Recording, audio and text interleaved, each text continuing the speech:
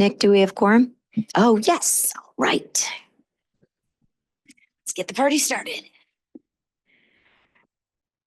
All right, we have quorum, so we're going to go ahead and get started. Thank you for everyone for joining us today. This is the Wichita Area Metropolitan Planning Organization Transportation Policy Board meeting, Tuesday, January 14th of 2024. Glad everyone could make it. Thank you for joining us in person or virtually. First on the agenda, we have approval of the TPB agenda for today, January 14th, 2025. I noticed up at the top, it says 2024, and I just fell right into it. So it is 2025. We are in the new year. I would entertain a motion to approve today's agenda. So moved. Thank you. Is there a second? All right, a second. Thank you. All those in favor, please say aye. Anyone opposed, nay? All right, next item is the TPB minutes from December 10th of 2024. I would ask Vice Chair if you would make a motion for this. I couldn't attend, and so I'll have to abstain. So moved. Thank you. Is there a second? Second. Thank you. All those in favor of approving the minutes as presented for December 10th, 2024, please say aye. Anyone opposed? Anyone else besides myself who needs to abstain because you couldn't attend? Okay. Anyone else? All right, the item passes unanimously. Thank you very much. We have a long director's report. We're excited. Lots going on today. So Chad, it's all you. Thank you, Madam Chair. Good afternoon, members of the Transportation Policy Body. Sorry for the typo on 2024. As our chair mentioned, Happy New Year 2025 to all. We have a few items to report to you, and the staff is staff has lined up these items. First of all, you had approved the 2025 Unified Planning Work Program, that UPWP, that, the documents, what are the tasks that are upcoming in 2025. So you approved this in November, and now we are charged to, implement that and then do all the studies and tasks that we had documented in that. So Mark is here to highlight those items for you. Mark, thank you. Yes, thank you. And I take responsibility for the 2024 typo on the agenda. If you've only done it once, you're like the only person who's only done it once. So no worries at all, my friend. No worries at all. I'm still doing it. Anyway, so the first item is the 2024 UPWP report and quarterly task chart update. So our Unified Planning Work Program, or UPWP, is our primary budgeting document for the planning activities during the calendar year. We complete a new one every year, as I'm sure you're all aware. So this first staff report is for 2024. So the table in the packet shows the priority projects, the quarters in which they were to be completed, and their current statuses. And this is also attached in the packet is the UPWP activity report for the fourth quarter of 2024, which shows activity for all of 2024, which we submit to KDOT along with our reimbursement package. And there's a lot on it, so I did not include it on the slide, but please let me know if you have any questions. And then switching gears to the 2025 Unified Planning Work Program, which again budgets for activities for the year. This is a list of our priority projects. So we wanted to introduce you to, I guess, the top projects that we plan to undertake in 2025. This is not comprehensive. This is just some of the key ones, since it is the first meeting of the year. So I'll just go through these quickly. On this list, we have MTP 2050 development and implementation, safety initiatives and activities, our annual single audit, the regional active transportation plan development, the regional transit implementation plan, safe routes to school planning. We will be updating our Title VI program and limited English proficiency plan this year, administration of the transportation improvement program, the travel demand model update, and then the regional ITS architecture update, as well as a household travel survey that will begin towards the end of this year and then be in 2026, as well as the beginning of 2027. Does anyone have any questions? Thank you, Mark. I appreciate it. Next item, we have a couple of items that is related to TIP, Transportation Improvement Program. For new members, I would like to, UPWP and TIP are the acronyms that we hear a lot. TIP is a short-range committed projects that has funding. Nick does a good job in making accurate, dollar amounts in the projects. And then Peter is here to give an overview and an update on that. Peter. Good afternoon, TPP members. So on page 16 of the WAMPO tip policy, it requires bi-monthly progress reports for projects programmed to receive WAMPO suballocated federal funding in the current federal fiscal year, or if they've received it in a past federal fiscal year, but they have yet to finish. So going through that list, per my custom, we'll go through the ones that are set to obligate this year. So we have the 53rd Street in Oliver to Woodlawn multi-use path, anticipated to let in May of 2025. Wichita's Douglas Seneca to Meridian project, anticipated to let in August of this year. The Wichita 17th Street North I-35 to Hillside project, anticipated to let in June of 2025. Oh, sorry, I think I got off one. June 2025. The Seneca Street multi-use path, we have that one anticipated to let in September. The Southwest Butler Road improvement from Southwest 170th Street to Southwest 155th Street, anticipated to let in September of 2025. The Wichita Intelligent Transportation Systems on East 21st Street North, anticipated to let in early fall of 2025.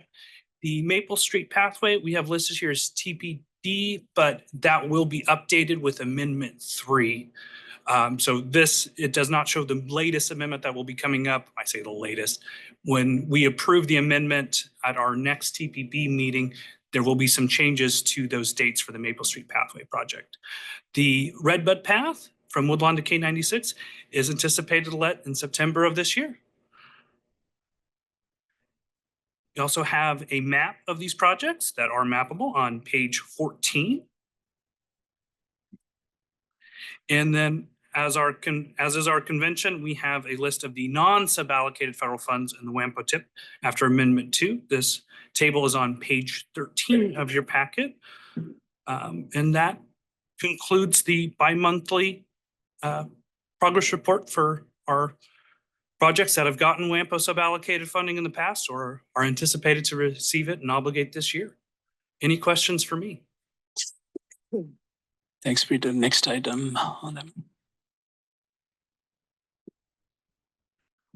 So we had tip amendment that, thank you, Peter, covering both. And then, now the third acronym, MTP, the Metropolitan Transportation Plan. See the three main acronyms that we use a lot. Unified Planning Work Program, TIP, Transportation Improvement Program, the short funding commitments document, and then Metropolitan Transportation Plan, MTP. These three are federally required documents that MPOs, all MPOs need to maintain and update. So Nick is here to, so many parts to this MTP. So Nick is here to concisely present what is the status on our MTP that is due in May 2025. Nick. Thank you, Chad. This will be a quick update.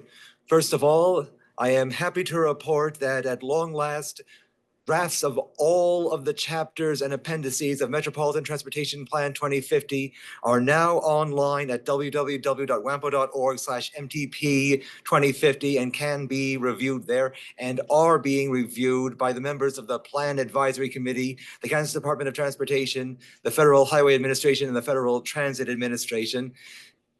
I was gonna say, woo, great job. Woo. Once their reviews of those drafts are completed, we will address whatever comments they have and reflect those in the MTP before the start of the public comment period, which is currently scheduled for March 8th through April 7th, but that is pending a vote by this body at the February 11th meeting on opening the public comment period as is required for new MTPs according to our public participation plan. Then after the public comment period, we will address whatever comments are received during those 30 days. And it will go to the Technical Advisory Committee for a formal recommendation on April 28th. And then hopefully back to this body for a final vote on the final MTP 2050 on May 13th. Then the only thing left will be the public engagement round 5, which will just be introducing the approved plan to the region. Now, just some quick screenshots of how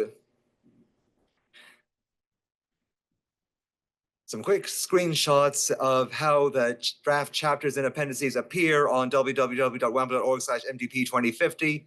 One tab for the 7 chapters and another for the 14 appendices. And now I will turn things over to Marky Jonas to discuss the public engagement round 4, i.e. the public comment period.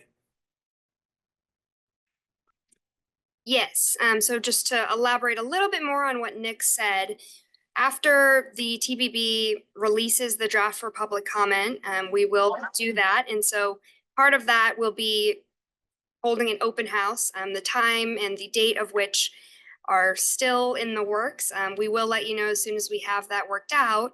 And then I also just wanted to ask for feedback if anyone would like us to present at any meetings, if they know of any events, we would love to do that. The goal of this is really to get the word out, to introduce this plan to the public, get any feedback on the draft, make sure that the final plan matches what the community and what the region wants. Marky, can I ask a quick question? And Kim, this may be for you. Is this what we talked about at our pre-WAMPO meeting, that maybe even reaching out to like the Wichita Chamber, the Regional Chamber of Commerce, and within the chamber, there's a South Central Kansas Transportation Coalition, and see if they could maybe help us get the word out. So are you looking for more suggestions and opportunities such as that? Yes, Yeah. definitely. So the plan as of now is to have one big open house, potentially with them, where that can be an in-person, lots of posters, potentially a presentation. We are still working at the logistics. And then there will probably also be a virtual public meeting for those who cannot attend in person. And then we'd love other opportunities to present, to talk about the plan, to meet with the community or with jurisdictions and councils. Marky, do you think you could maybe send like kind of a bullet email of what exactly you want to the TPB and maybe even the TAC or whoever else? And then if you put the information, like I send it to our comms team and then they can send it out and we can, spread it far and wide. So if you could send something to us so that like, this is what you want from us to do, most of the time I think we do. So that would be very helpful. Yes, definitely. And I appreciate your openness to helping. Yeah, you bet. Thank you, Marky. Thank you.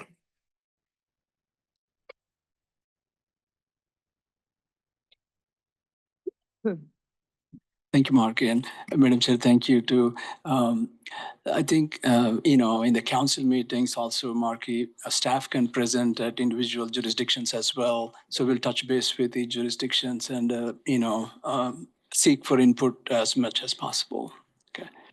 All right. So next item we have is ITS, Intelligent Transportation Systems. Matt Baker has been helping us, and Peter and I are working with Matt and Slade.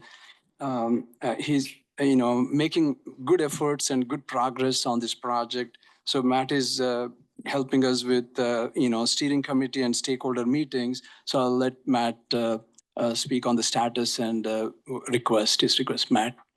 Yeah, thank you, Chad, and good afternoon. So last we presented, we were going to work on the rest of the key deliverables for the duration through the holidays.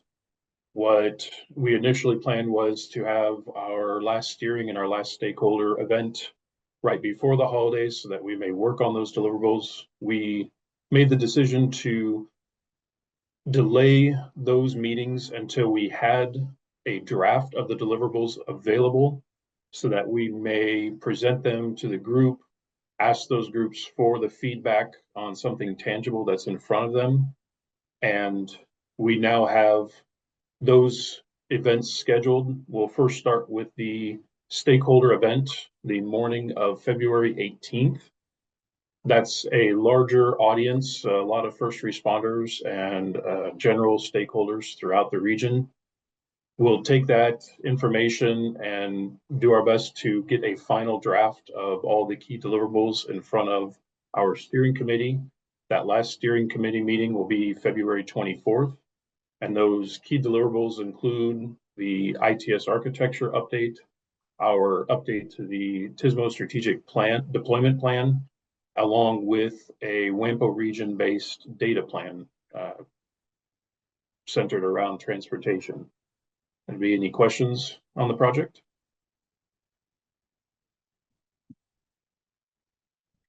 Hearing none. Thank you, Matt, for the update. Peter, anything else you want to chime in on the project? We're very excited to get started, or no, we've been working on it. I'm very excited for the stakeholder meeting. It's on February 18th. It'll be here in this room. But yeah, not too much to add beyond what Matt said. Okay, thanks so much, Peter. Next item we have is Dora updating on, the enhanced mobility of seniors and individuals with disabilities program. There's a van that is vans that are applied for purchase and funding. So Dora is going to explain that. We're working with City of Wichita, right, Dora? Yes, thank you, Chad. So this is just a final QITB announcement that the applications are due on the 24th.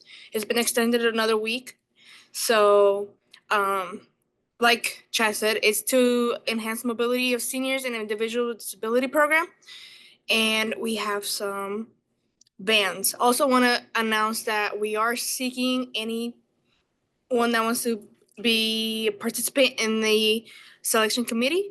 Is just going over the applications and spreading that funding. So Dora, to be on the selection committee, do you have to be in the TPP? Do you have to be on TAC? It could be community members. I mean, who are you looking for? Anyone really that's interested and maybe a little passionate about 5310 or just transit in general. There's not really just nobody that's being served. Yeah. So, maybe thinking about with the county, someone in aging or CP AAA or, whatever it is. So could you maybe give just an estimate of what being on the selection committee time commitment would be? So if we're trying to recruit people, we can let people, know what to anticipate? Yeah. Usually it's just going over the applications. So far, we've only received one. I know that the deadline is not till next week, the end of the week. So last round, we had about 15 applications. Oh, wow. Yeah, so it's just going over them. We usually go beforehand and go through them, make sure that all the applications have all the requirements, and then we'll just have them. I'll put them in a Dropbox. So emailing all of those is pretty large email. So I'll just put them in a Dropbox, and then you can just go through them. And then we'll come together. We can go through them together in a meeting, or if you guys have notes already and have a decision, then it kind of goes a little bit quicker.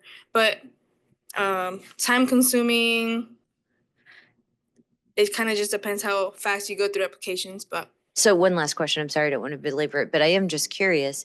And I know I'm deadline driven and sometimes, push it right up to the deadline if you've got a week left. But why do you think we've received one and last time we received 15 applications? Is there Well- anything we need to do to get the word out or what do we need to do? usually we'll get them all The at last. the last minute. Yeah. Okay. So we had the initial deadline at the end of this week on the 17th. So we extended it another week because we had some delays on receiving some van specs. But once we brought those in, we extended the application deadline. So people had more time to go over those specs and make sure their applications are where they need to be. All right. Thank you.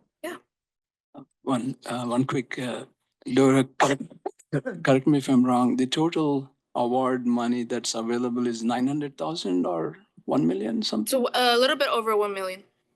And then each van approximately costs like 80,000 or something like that.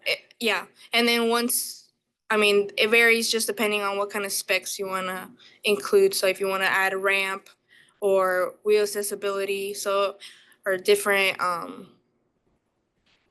seat belts, it kind of just depends on the price ranges. But it's kind of what you add to a regular car. If you want better rims or better wheels, the price is definitely gonna go up. Stereo. Yeah, exactly. Air conditioning. Sunroof. So that makes us like the award would be like about 10 vans or so approximately. So I just want our members to know, what's the total amount, how many vans we are awarding, or how many applications we receive is what I wanted to share with our members. Yeah, it doesn't necessarily have to be if you want to request a new van. It could be just maintenance on the current vans that you already have. Like I have here, it's traditional and non-traditional.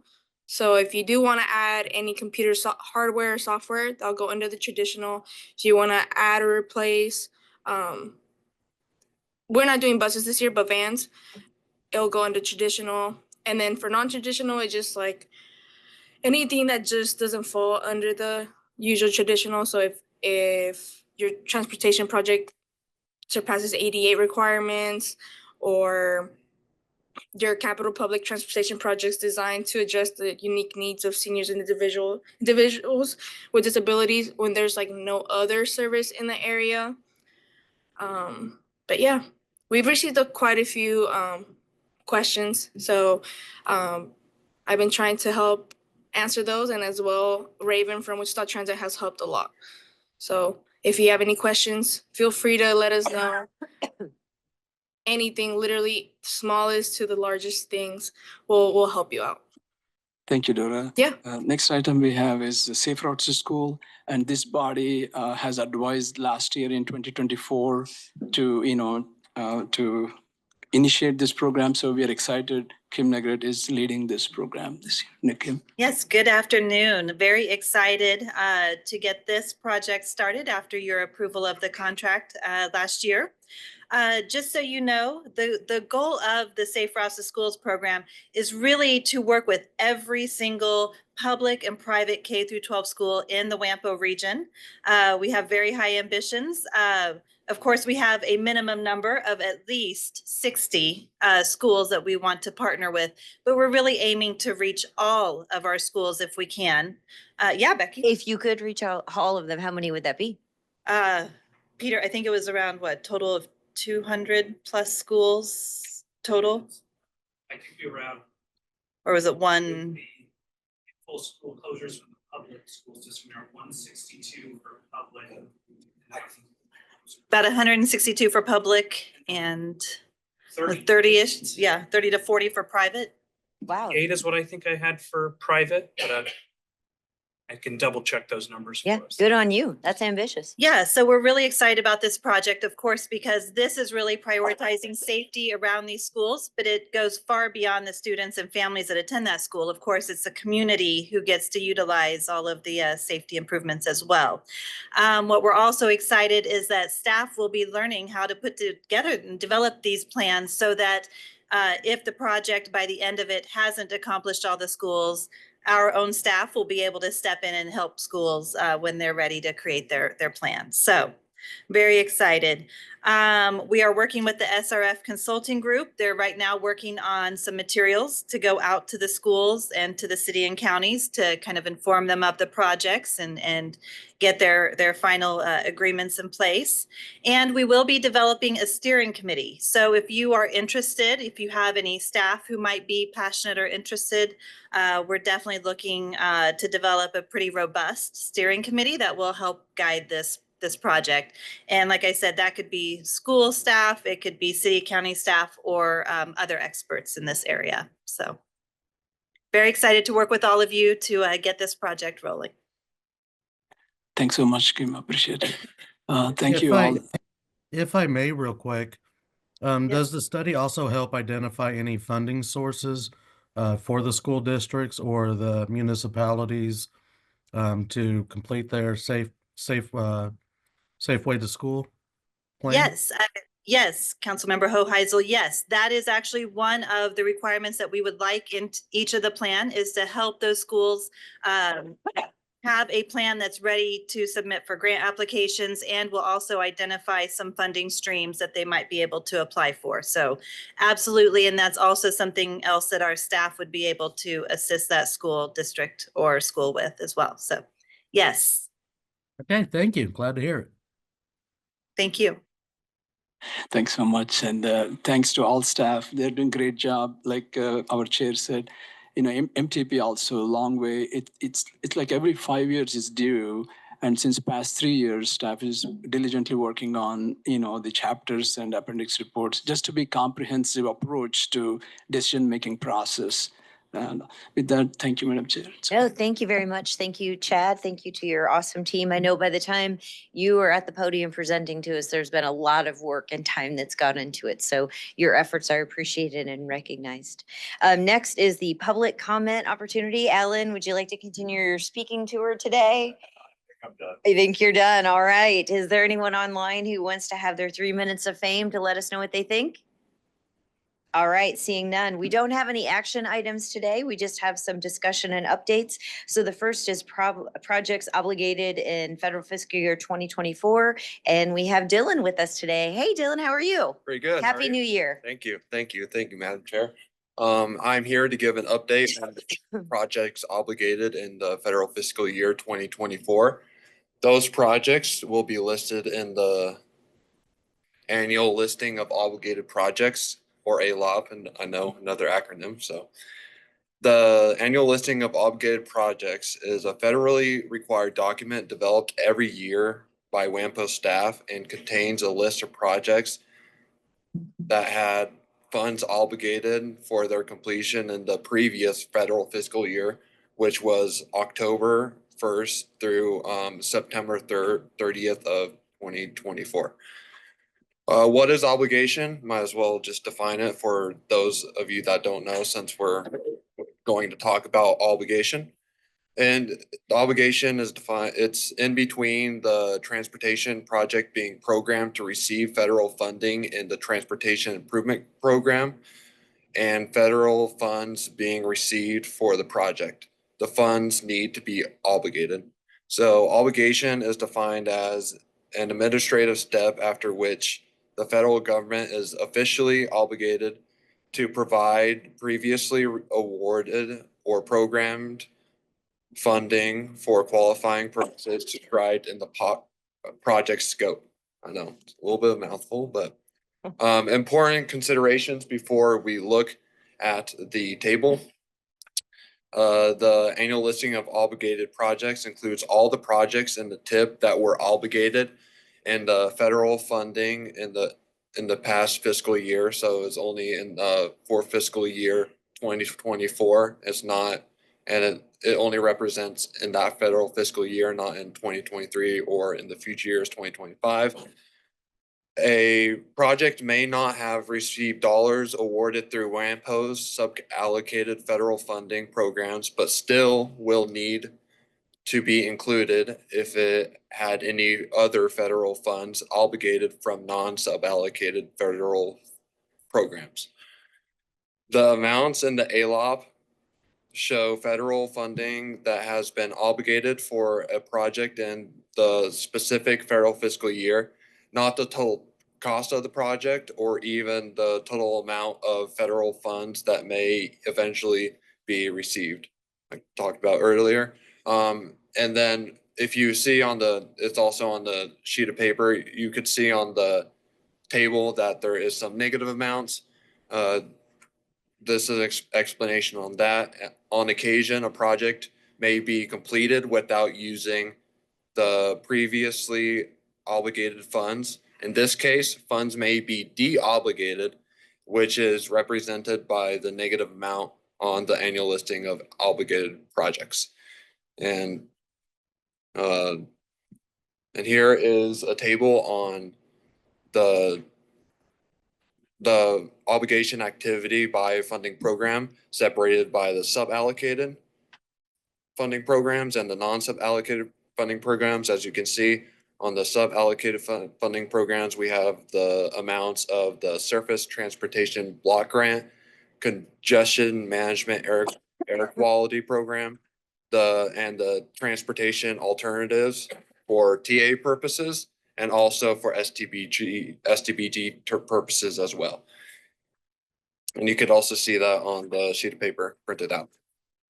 And then we have other non-sub-allocated funding programs, amounts for those programs. And then this table represents the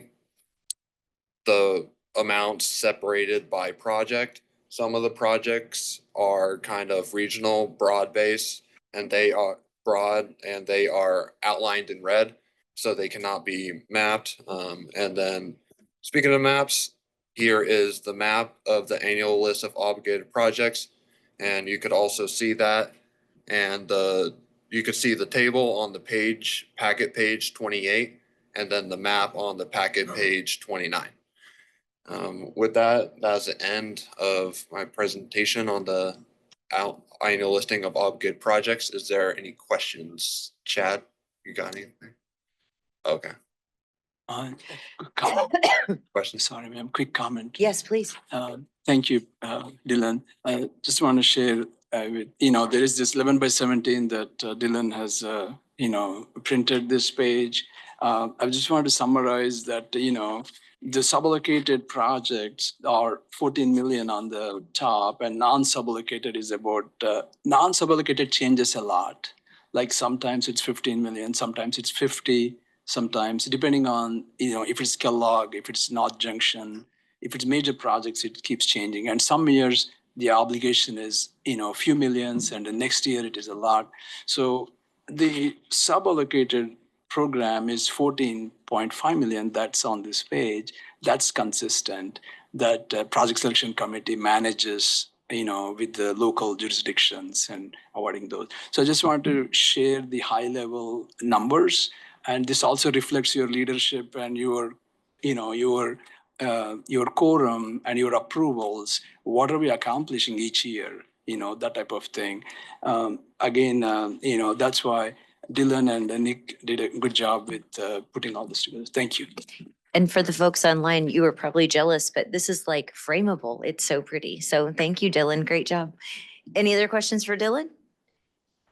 All right, seeing none, we'll go on to the next item, employment sectors, and it's healthcare this time, Peter. I'm very excited. Thank you, Chair. To continue our kind of round tour through these different key industries and economic sectors, our next one that we're going to look at today is healthcare. We'll go through here pretty quick. So again, these reports are about each key industry in the WAMPO region as defined by the Greater Wichita Partnership. There is 7. We've gone through advanced manufacturing, agriculture, aerospace, and energy. Today, we're going to take a quick look at healthcare. So healthcare, as defined by the Greater Wichita Partnership, or GWP, encompasses a range of services within WAMPO, such as physician and dental offices, outpatient care centers, medical labs, home health care, hospital, and nursing care facilities. So in a really quick fashion, we'll try to look through our data here and find out who are the key players, where is the industry as a whole right now, and what key factors will affect the industry in the future. So first, kind of wrangling the data here, there is over 5,000 healthcare establishments in the region. That includes all of your individual doctor offices and other private practices. It is the largest of the 7 sectors defined by the GWP, regionally employing about 30,800 or so people in 2021. Looking at the density of where these places are to kind of aggregate things in a more usable way, the private practices are concentrated in the metropolitan center. So many of them offer specialty services that I put unavailable here, but I would say a better term would be sparse in different rural areas, but like nephrology, cardiology, endocrinology. The metro plays an important role in providing these specialized services to the region and across parts of Kansas, specifically Western Kansas. Because if you look at a map, there's really not much in metropolitan areas or large metropolitan areas till you almost get to Denver. So we play a really important role in providing these specialty services to lots of residents in Western Kansas and kind of the greater regional area. So looking at our employment sectors, in all of these reports, I always try to identify the largest players. And for healthcare, that's Ascension Via Christi and Wesley Healthcare, owned by Health Corporation of America, or HCA. They both operate level 1 trauma centers, Ascension Via Christi, St. Francis downtown, and Wesley Medical Center. But for this particular sector, it's hard to call just 2 people key players because you really need them all. So just to mention, there's many, many other places. We have Rock Regional Hospital, Kansas Medical Center, Kansas Heart Hospital, Kansas Surgery and Recovery, Kansas Spine and Specialty, ComCare, Department of Veterans Affairs. I know the single largest long-term care facility, it's Catholic Care Center up in Bel Air. The list goes on and on. I've not tried to leave anyone out, but what I needed to narrow the focus, I focused on Ascension in VN. You can kind of see all of the different establishments and their larger hospitals on the map there on the slide.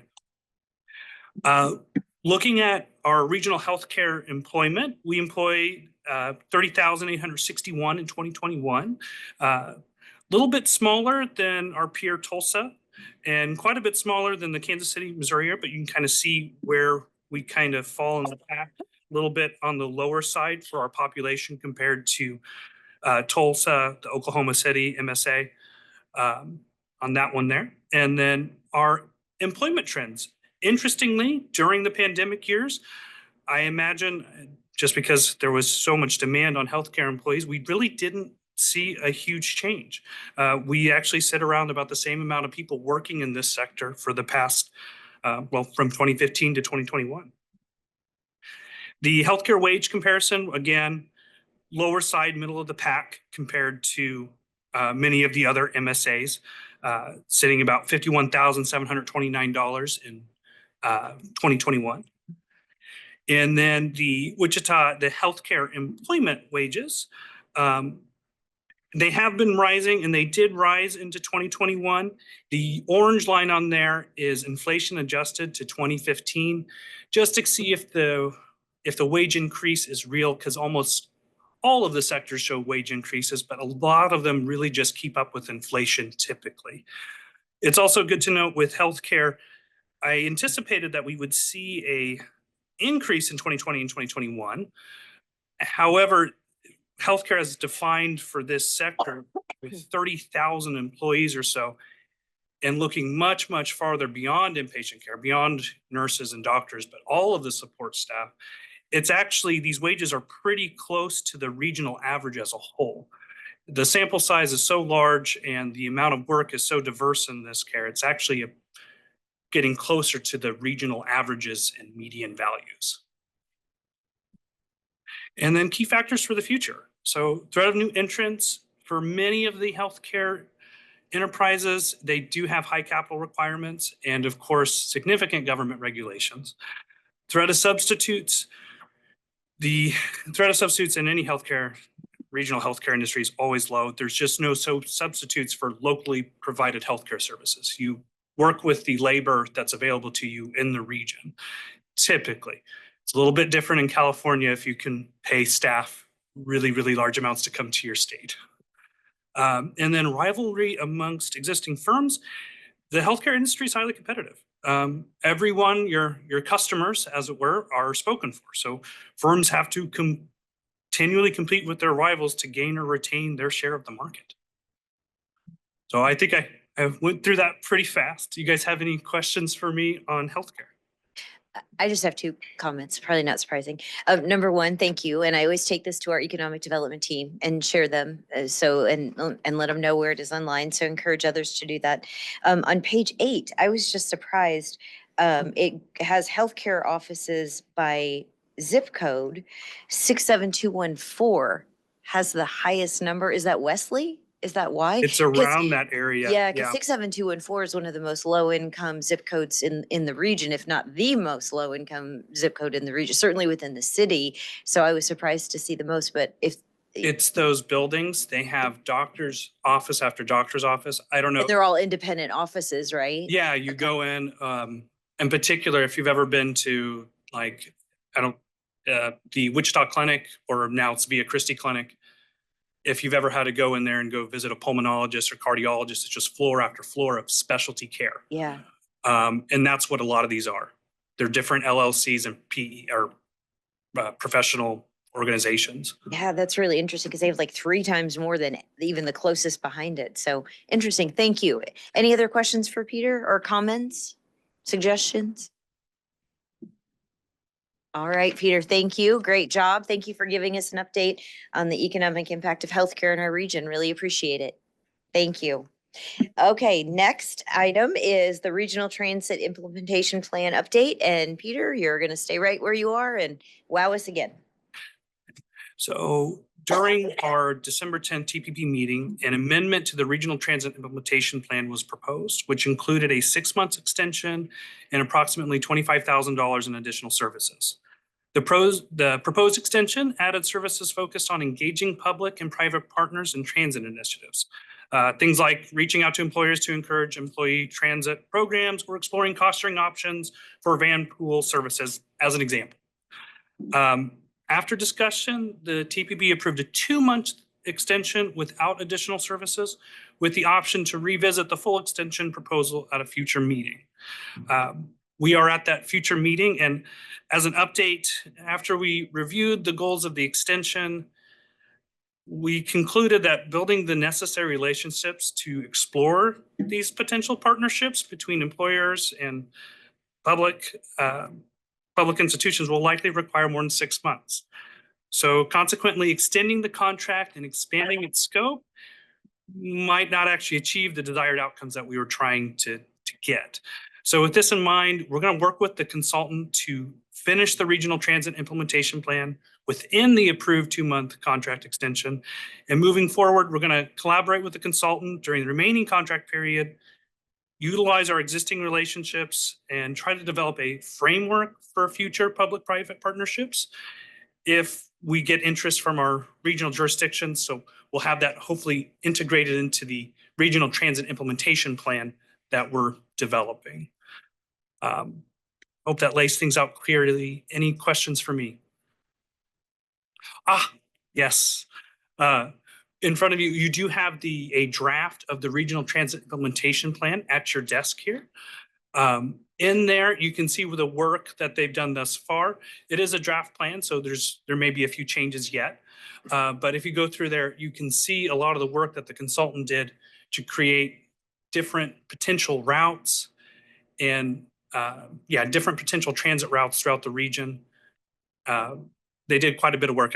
I would suggest just taking a look at the end. And then, of course, if you have any comments for us, we'd love to hear them, and we can try to get those integrated into the plan. Any questions or comments for Peter?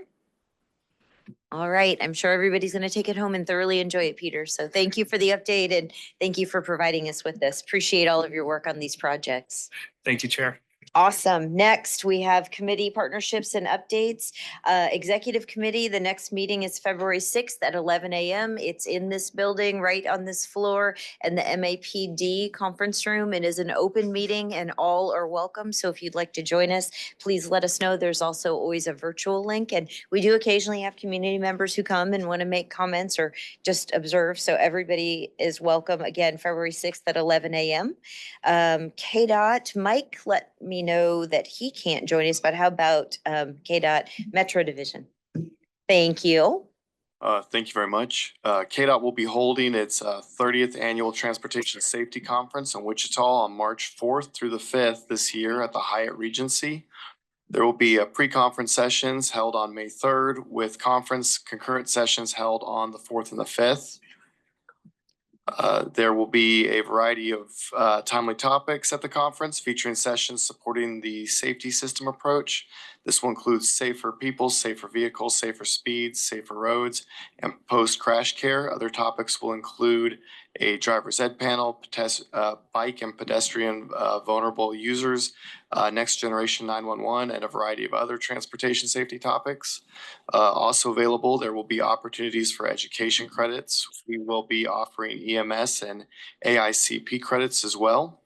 The attendees will include law enforcement, court professionals, state and local officials, engineers, and safety advocates. To learn more, please visit hospitality.ku.edu/transportation-safety.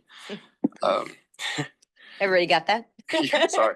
And I can send you guys any information. You guys, I can email you any information on that as That well. would be great. Thank you. And it'll be in the minutes too. Yeah. Yes. Thank you. As far as upcoming projects, starting today, there will be a K-15 and Nelson Drive realignment project in Derby.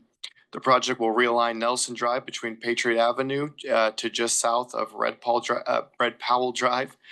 Construction is set to conclude in December. Awesome. Any questions, comments, suggestions? Seeing none, thank you very much for the update. Thank you for being here. Always appreciate it. Federal Highway Administration. Good afternoon. This is Will Sharp. I have no updates to share today. Thank you, Will. Thanks for joining us. Appreciate it. Under other business, I just want to remind everyone that next month at our TPB meeting, it is elections. And so we will be electing a TPB chair, TPB vice chair, and or TAC chair. We changed the bylaws so the TPB vice chair can be the TAC chair, or we can have them independent, and an opportunity to provide more leadership opportunities and just to get more people engaged. So if you have questions about being vice chair or chair, please ask me. Be happy to tell you all the good, the bad, and the ugly. I'm sure Russ would be happy to share with being TAC chair and vice chair of TPB. So we'll look forward to that next month for sure. Any other business or updates for the good of the body? Seeing none, I would entertain a motion to adjourn the meeting. So moved. I know you don't want to go. Second, all those in favor say aye. Anyone who's opposed can stay. Thank you very much. Be safe in the cold weather, and we'll see you next month.